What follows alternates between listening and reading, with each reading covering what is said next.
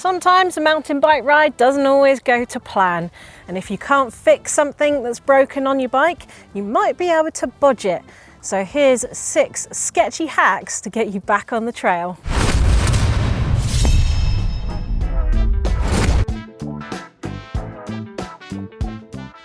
If you bang your derailleur, you may bend the derailleur itself, or you may bend the Mech hanger.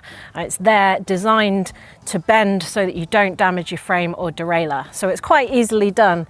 Now the problem is, if that bends, your gears may be completely out of line.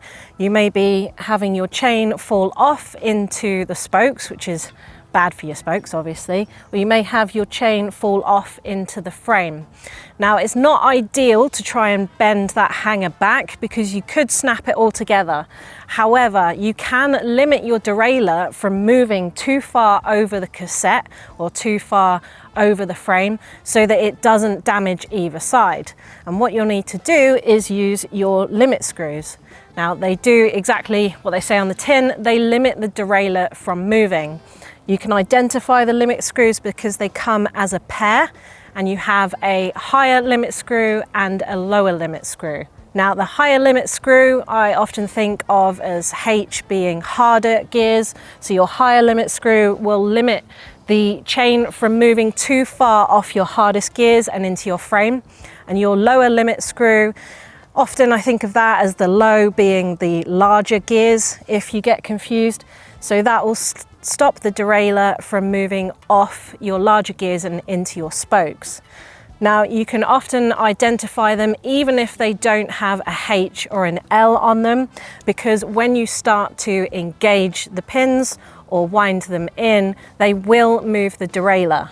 So if we take, for example, you've knocked the derailleur and it's bent inwards and your chain is falling off the cassette and into your spokes when you go into your lowest gear, then what I would do is I would tend to drop the chain into the next one, the safest one. And then what we're going to do is limit it from going up into that lowest gear because it could potentially fall off and damage the spokes.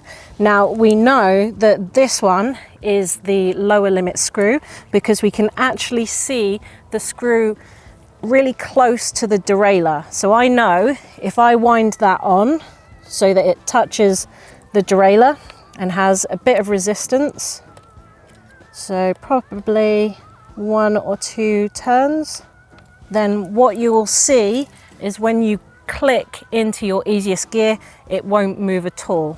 Yeah, there's resistance now, so that is not going to move. So you're not going to accidentally push it into the big gear and have it fall off into your spokes. And that will do until you get home and you can replace that Mech hanger.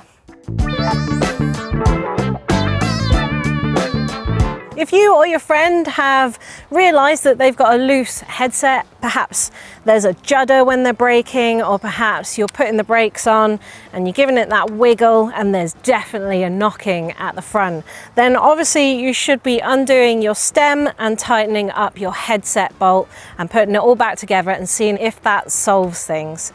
But if it doesn't, it's possible that they may have not created enough space for the headset to clamp down. Perhaps they've bottomed their top cap out.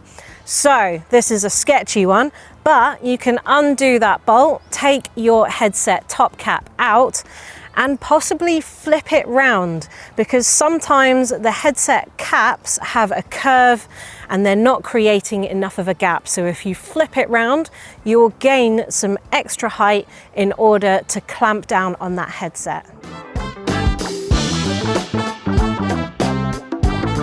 If something awful like this has just happened to you and your gear cable has snapped or it's disengaged from the derailleur at the back, then what will happen is your derailleur will go back into its non-tension form, which sadly is at the most hardest difficult gear. So if you want to get home and climb some hills and you want to be in a better gear, then we can actually make this single speed.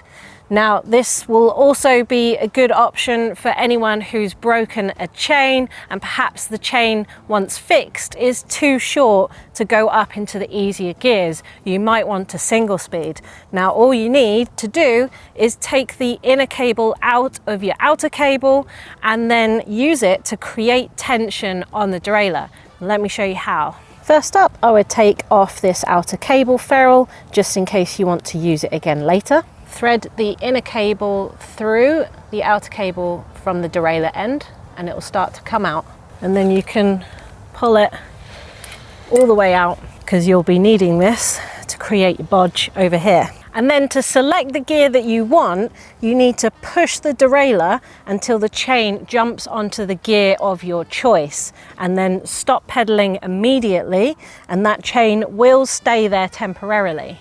So at this stage, we've got our gear that we like, but if we were to pedal, that derailleur would just relax and go back into hardest gear. So we need to create tension, and that's where our gear cable comes in. So you'll thread your gear cable through the top of the derailleur, which is where your inner cable and your outer cable came from.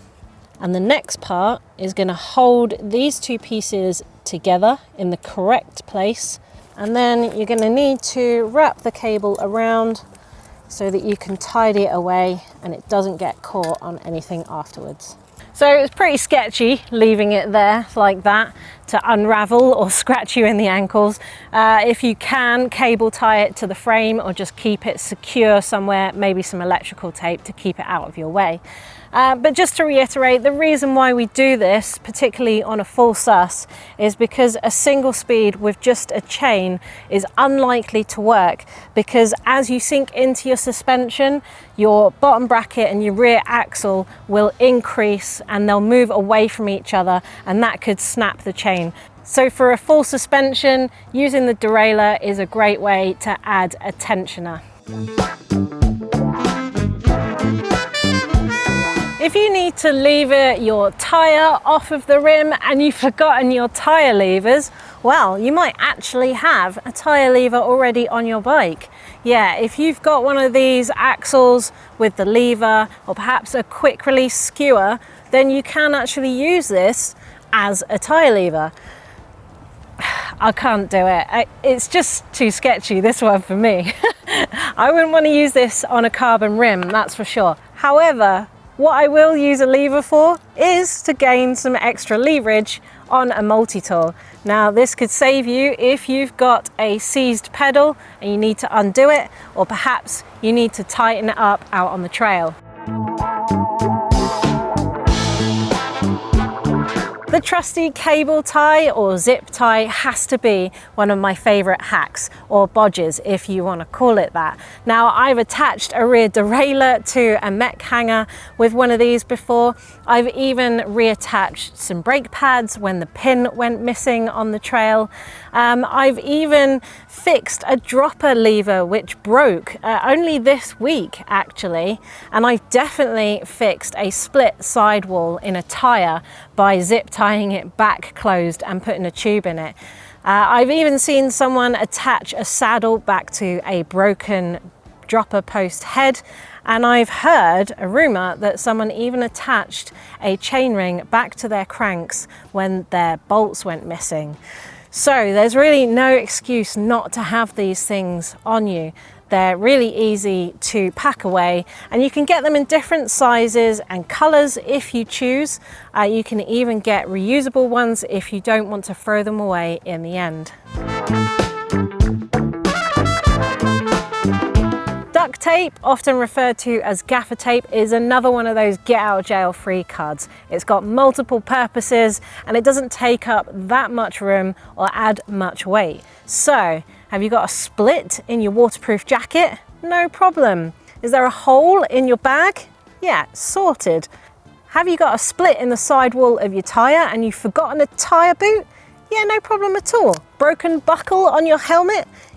Okay, this is getting a bit silly, but you get the general gist here. It does have multiple purposes, and you don't have to bring out an entire roll of duct tape. You can just do what I always do, and that's roll a bit of it onto your pump so that it's there if you need it. Whew, those really were some sketchy hacks, but hopefully they might actually save you out on the trail one day. But if you've got your own sketchy hack that you've used before and they've worked, let me know down in the comments below and help out that GMBN community in the future. Let's go.